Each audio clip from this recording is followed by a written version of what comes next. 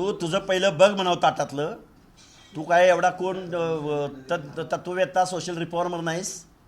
तुला अजून तुला किती मतं पडली लक्ष्मण हाकेंनी सभा घेतलेल्या मतदारसंघात हे तुला माहिती नाही.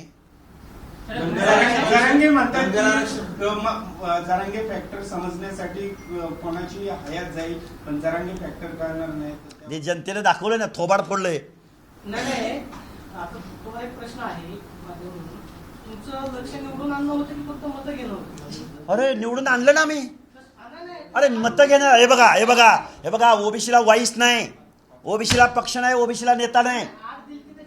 अरे घेतली ना मतं, त्या मताबद्दल बोला ना तुम्ही. अरे 60-63 हजार मतं घेणं. मतं म्हणजे काय? म्हणजे आम्ही लढायचं नाही का? अरे हे काय लोकशाही? तुम्ही पत्रकार आहे ना. मतं घेऊन फायदा म्हणजे अरे होईल ना विनिंग मध्ये. बघा ऐका एक मिनिट, तुमच्या प्रश्नाचं उत्तर देतो. ओबीसी आमदार सांगतो ऐका. ओबीसी आमदार किती निवडून आले?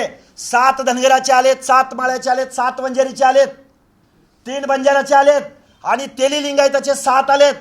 काढा माहिती. एकूण तो 35-40च्या पुढे आकडा जातो. मराठ्यांचे 128 नाही 112 आलेत. अरे माझ्याकडे आहे ना. अरे माझ्याकडे आकडेवारी घेऊन आलोय मी आकडेवारी घेऊन आलोय. जरांगे ये पुढे कधी पण. कुठले 204 आणि 205?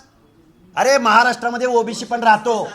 काय 112 आलेत. माझ्याकडे पक्ष वाईज अनालिसिस घेऊन आलोय मी. तुम्ही काय विचारणार आहे मला माहिती आहे. अरे सगळे सांगतो ना मी. 204 आकडा जरांगे आणला कुठून?